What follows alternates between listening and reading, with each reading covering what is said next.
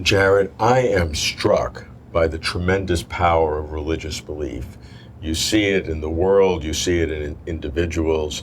If we look historically, evolutionary history of our culture, what causes religious belief to be so strong?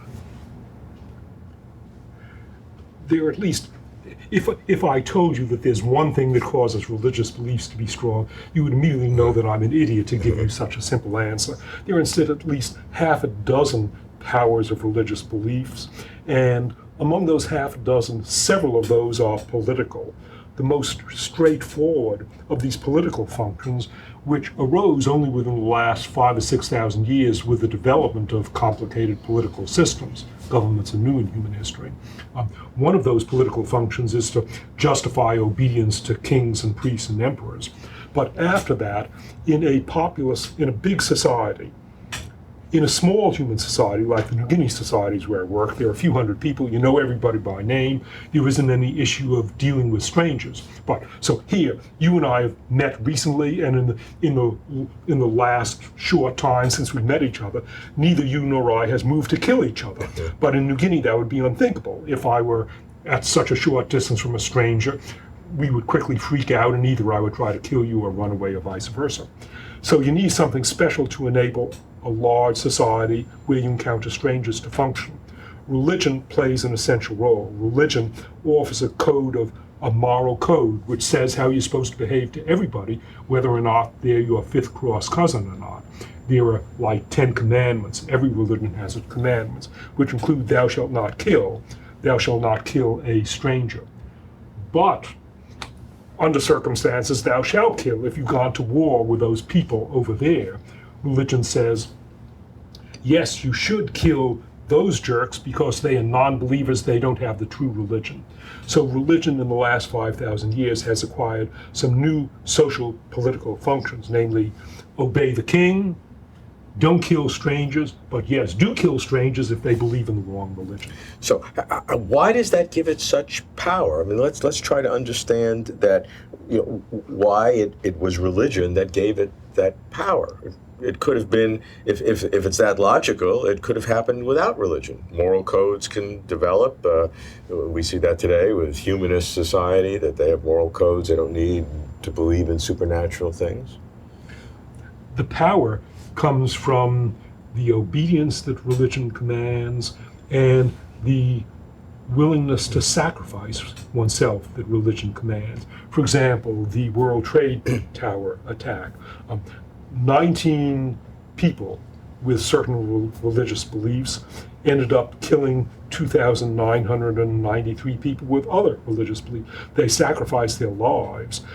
There was enormous payoff in terms of the people killed with other religious beliefs.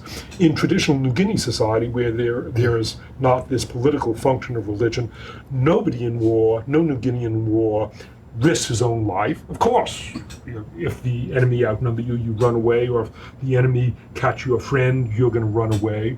But religion, when it acquires this political function, has this enormous power because one person with a religion is willing to sacrifice their lives and thereby end up killing 1,000 people of the other religion. And is that unique to religion? I don't know anything other than religion. Patriotism, yes, people will make sacrifices for patriotism, but in those cases, do you see it, looking back historically, do you see the sacrifices that people make in the name of religion as the strongest motivator historically? Where you have 6 really strong motivators, it becomes a fruitless task to ask which of those 6 tasks, which is most important. For example, if you're talking about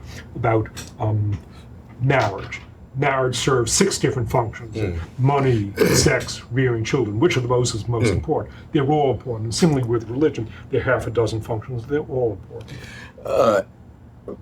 People who are believers would claim that the universality of religion is, even though it's vastly different, bespeaks to the real existence of some supernatural phenomena or supernatural existence that everyone is sensing, desiring, and indeed in tune with.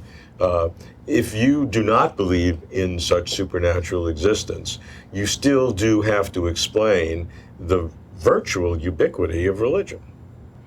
If one was going to draw conclusions and take comfort from the ubiquity of religion, then you might expect naively that there would be the ubiquity of one religion which is true.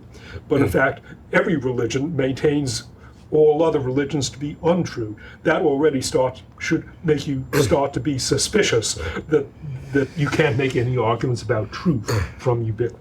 Yeah, I certainly would agree with that. Some would claim that you can, because there is a commonality among those differences. You can find the lowest common denominator, which in fact is a belief in a transcendence beyond the physicality of our own lives.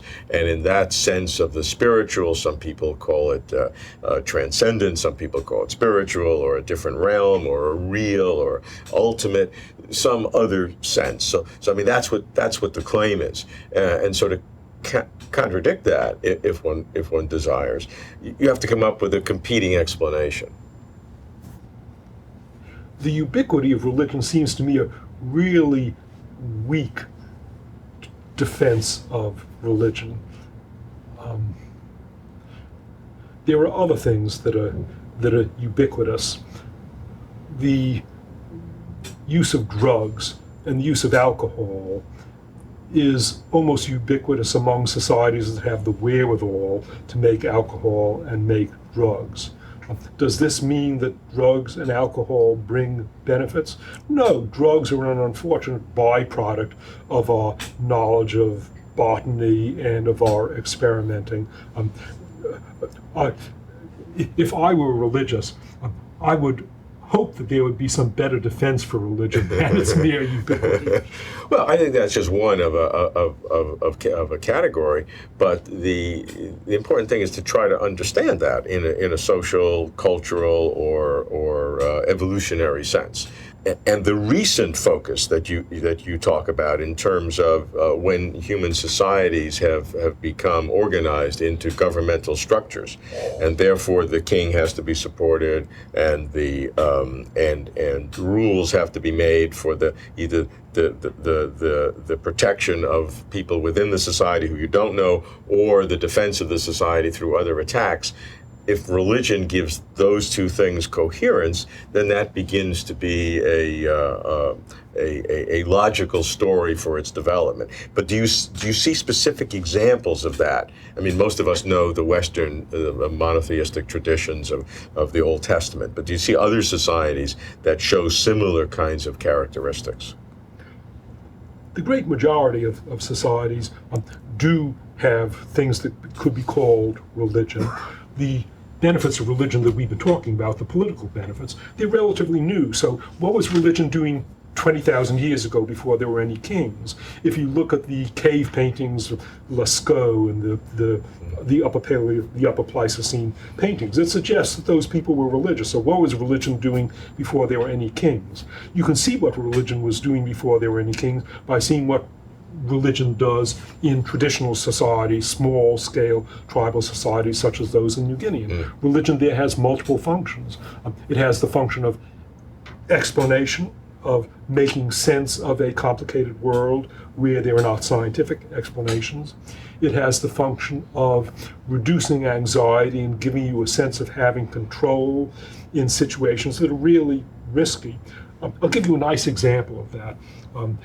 Fishermen in the Trobriand Islands east of New Guinea, they either fish in a lagoon, which is completely safe and nobody drowns there and you always catch some fish, or they fish out on the reef where canoes get overturned and you may die, but you may have a bonanza of fish.